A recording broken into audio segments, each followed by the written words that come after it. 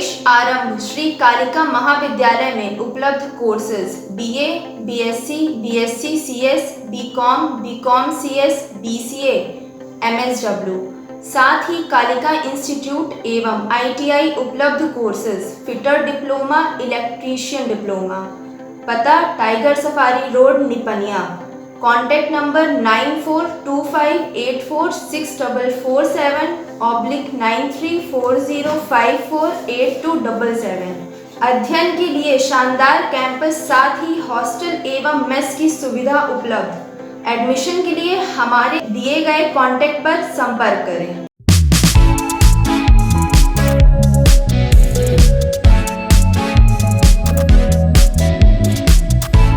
नमस्कार, मैं Nancy. News Kalika दर्पण में आपका स्वागत है।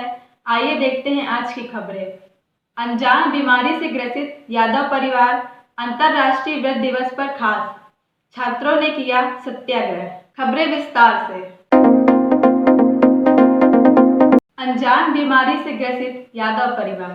रीवा जिले के त्योथा तहसील से लगे हुए ग्राम अजोरा में एक किसान परिवार के बच्चे अजीबोगरीब बीमारी से जूझ रहे हैं।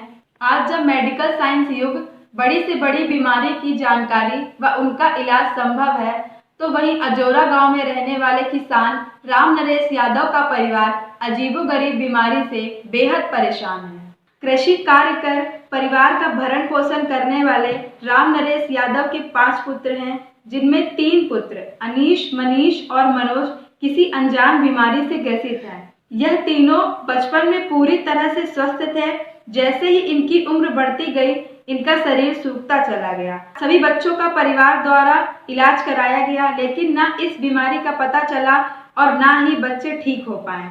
आर्थिक रूप से कमजोर इस किसान परिवार के सामने इन दिव्यांग बच्चों का देखरेख व उपचार एक चुनौती बन चुका है। परिवारजनों की माने तो इनकी इस पीड़ा पर शासन, प्रशासन और क्षेत्रीय जनप्रतिनिधियों ने अभी तक कोई संवेदनशीलता नहीं दिखाई। इस बीमारी से परेशान मनीष यादव ने हाल ही में प्रदेश के मुखिया शिवराज सिंह चौहान से अपने इस अनजान बीमारी का इलाज कराने की मांग की थी।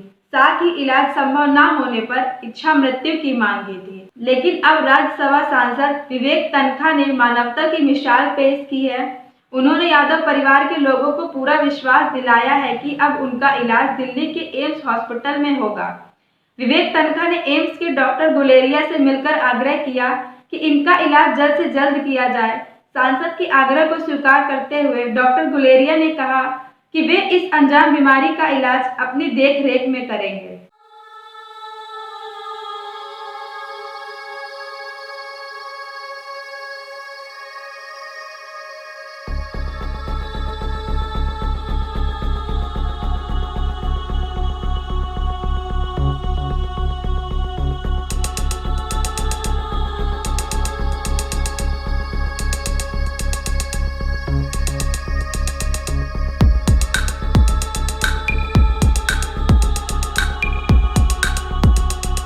माननीय मुख्यमंत्री शिवराज सिंह मामा जी, कृपया हमारी पीड़ा को समझते हुए हम लोगों का जीवन बचाएं और इलाज कराएं। अगर मामा जी आप हमारी इलाज नहीं करा सकते हैं तो कृपया हम सभी को इच्छा मृत्यु देने की कृपा करें। हम अपनी बीमारी को लेकर सरकार को कई बात अवगत कराना चाहा, लेकिन सरकार हम लोगों की पीड़ा और इस बीमारी को इग्नोर कर रही है। इसलिए मीडिया के साथी एवं सरकार के लोगों से मैं कहना चाहता हूं कि हम लोगों की बीमारी को इग्नोर ना करें और इसको संज्ञान में लेकर नया जीवन देने की कृपा करें, क्योंकि ये ऐसा दुखद पहल और इस मानव शरीर की संकाल शरीर को देखते हुए आप लोग हम लोगों की मदद करें और सरकार इलाज कराए। मैं मनीष यादव, जिला रीवा, तहसील त्योथा से और ग्राम पंचायत अजोरा अहिरान टोला का निवासी हूँ। सरकार से मेरा अनुरोध है कि हम लोगों की जो ये अनजान बीमारी है, इस पर रिसर्च कराकर इलाज कराए। और हम लोगों की बीमारी ऐसी है कि 8 से 10 साल तक ठीक रहते हैं, फिर इसके बाद धीरे धीरे शरीर सूखता चला जाता है और अब शरीर इस हालत पर पूरी कंकाल हो चुकी है। यादव परिवार हमारे वार्ड में पूर्व में भर्ती हुए थे और ये इनके परिवार में 10 लोग थे, उसमें से 3 लोग हमारे यहाँ भर्ती हुए थे। और ये जो बीमारी है ये ऑटोसोमल डोमिनेंट डिसऑर्डर, मतलब ये वर्टिकल ट्रांसमिशन होता है, मतलब परिवार के दादाजी से उनके बच्चों को, फिर उनके बच्चों को ये बीमारी होती हैगी। और तकरीबन 1 लाख लोगों में 4 से 10 लोगों को ये बीमारी होती हैगी। और इसमें इस बीमारी का नाम जो इनके परिवार को है ये फेशियोस्केपुलोमस्कुलर डिस्ट्रॉफी कहलाती है। तो इसमें जब ये बीमारी होती है तो इसमें मांसपेशियाँ बहुत कमज़ोर हो जाती है, चलने फिरने में बहुत दिक्कत होती हैगी। और ये इसमें वर्तमान में फ़िलहाल केवल वो फिजिकल थेरेपी ही इसका इलाज है। और ये जेनेटिक डिसऑर्डर है, तो जेनेटिक डिसऑर्डर में जीन थेरेपी एक थेरेपी होती है। लेकिन वर्तमान में अभी जो इसके लिए इस पर्टिकुलर बीमारी के लिए कोई जीन थेरेपी का इलाज चालू नहीं हो पाया है। एक स्पाइनल मस्कुलर डिस्ट्रॉफी होती है, मसल्स की ही बीमारी है, मतलब ये बीमारी मसल्स की है, डायरेक्टली ही मसल को इन्वॉल्व करती है। तो स्पाइनल मस्कुलर डिस्ट्रॉफी एक होती है जिसके लिए जीन थेरेपी उपलब्ध है, वो भी वेस्टर्न वर्ल्ड्स में।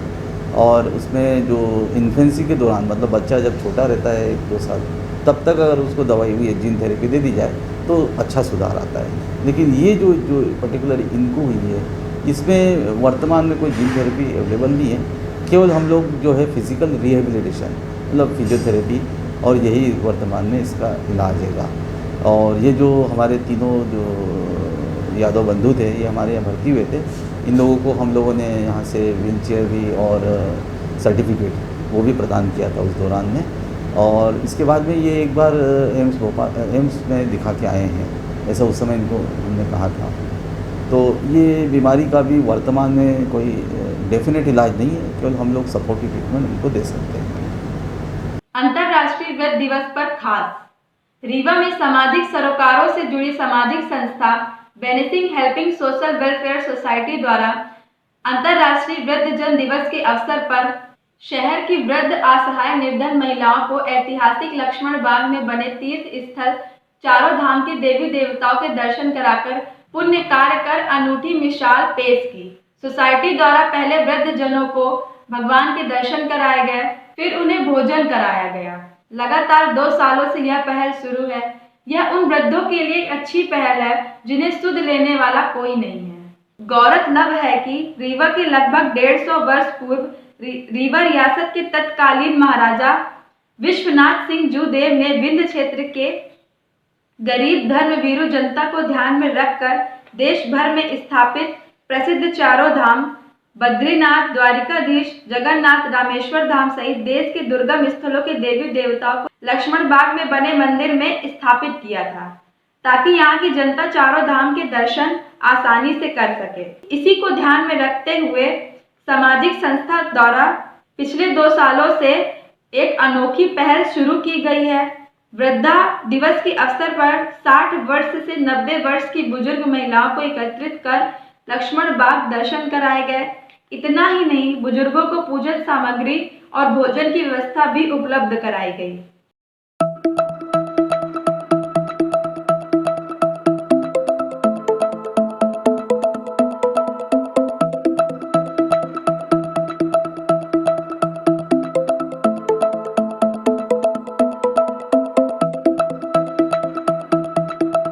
साल हमारी आज़ादी के पूरे हो गए हैं और आज अंतर्राष्ट्रीय वृद्ध दिवस भी है। तो हम ये पिछले साल से benefit helping social welfare society की तरफ से प्रोग्राम चला रहे हैं कि हर साल हम वृद्ध दिवस पे महिलाओं को और बुजुर्गों को, वृद्ध जनों को, दिव्यांग जनों को यहाँ पे लक्ष्मण बाग पे लाके दर्शन कराएंगे, क्योंकि राजा विश्वनाथ जी ने यहाँ पे इस मंदिर का स्थापना ही इसलिए करी थी कि जो रीवा राज्य के लोग बाहर जाके 4 धाम के दर्शन नहीं कर सकते हैं, उनको भी उतना ही पुण्य मिले यहाँ पे आके दर्शन करने का। तो हम बस हमारी संस्था का ये है कि हम उनको ज़्यादा से ज़्यादा यहाँ पे ला के दर्शन करा सके। तो आज इस वर्ष हमने 75 का वो रखा है, अपनी आज़ादी को सेलिब्रेट करते हुए भी कि 75 साल हमारी आज़ादी को पूरे हुए हैं। तो हम 75 महिलाओं को यहाँ पे लाए हैं, जिनमें से बहुत बुजुर्ग भी हैं, दिव्यांग हैं, कुछ चल नहीं पाती हैं। ऐसी महिलाओं को ला के यहाँ पे हम दर्शन करा रहे हैं। लक्ष्मण बाग दर्शन करे भगवान के, चारों धाम भगवान को देखा है। मैडम जी लेके आई हैं सबको। हमसे तो चल फिर नहीं जाए कि हम कहाँ दूसरे जगह जाए दर्शन करें, तो हम यहाँ ना ले आई मैडम जी, तो आने दर्शन करे, दर्शन किए हैं। अब होगा अभी यहाँ खाना पीना जब होई, भगवान गई हैं, खाई हैं पी हैं सब खा पिया। छात्रों ने किया सत्याग्रह। रीवा में शासकीय आदर्श विज्ञान महाविद्यालय में छात्रों ने सत्याग्रह कर सीट वृद्धि की मांग की। छात्रों ने गेट में तालाबंदी कर प्रबंधन का विरोध जताया। छात्रों की मांग है कि कॉलेज में सीटों की संख्या बढ़ाई जाए, जिनसे गरीब छात्र एडमिशन ले सके। कोविड की महामारी के चलते कई माह तक कॉलेज बंद रहे। अब जब कॉलेज खुल गए हैं तो छात्र एडमिशन से वंचित हो रहे हैं। कई छात्रों को प्रवेश नहीं मिल पाया। छात्र लगातार एडमिशन की मांग कर रहे हैं, लेकिन जब मांगे पूरी नहीं हुई तो छात्रों ने सत्याग्रह की राह पकड़ ली। आदर्श विज्ञान महाविद्यालय के छात्र गेट में तालाबंदी कर विरोध जताते रहे। इनकी मांग है कि कॉलेज में सीटों की संख्या बढ़ाई जाए ताकि छात्र एडमिशन से वंचित ना हो। कई गरीब छात्र प्राइवेट कॉलेज में दाखिला नहीं ले सकते और अगर शासकीय कॉलेज की सीट बढ़ गई तो उन्हें भी एडमिशन मिल सकेगा। कॉलेज के छात्रों ने पहले भी कमिश्नर और उच्च शिक्षा विभाग को ज्ञापन सौंपकर सीट बढ़ाने की मांग की थी, लेकिन मांगों पर विचार नहीं हुआ। छात्रों का कहना है कि जब तक मांगे नहीं मानी जाएगी सत्याग्रह चलता रहेगा।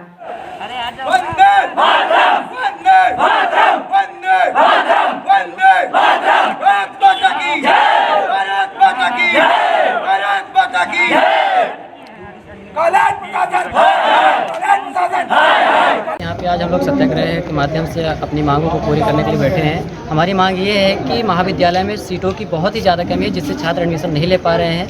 उनमें बहुत से ऐसे छात्र हैं जो विगत वर्षों भी एडमिशन नहीं लिए थे, इसी वजह से कि सीट की कमी आ गई थी। तो इसी सत्याग्रह के माध्यम से हम लोग ये मांग कर रहे हैं कि सीटों में वृद्धि कर दी जाए। और कुछ दिन पहले भी हम लोगों ने उच्च शिक्षा मंत्री के नाम कमिश्नर महोदय, अतिरिक्त संचालक महोदय और प्राचार्य महोदय के माध्यम से हम लोग ज्ञापन सौंप चुके हैं, लेकिन हमारी कोई भी सुनवाई नहीं हुई। अभी तक कोई भी निराकरण नहीं हुआ।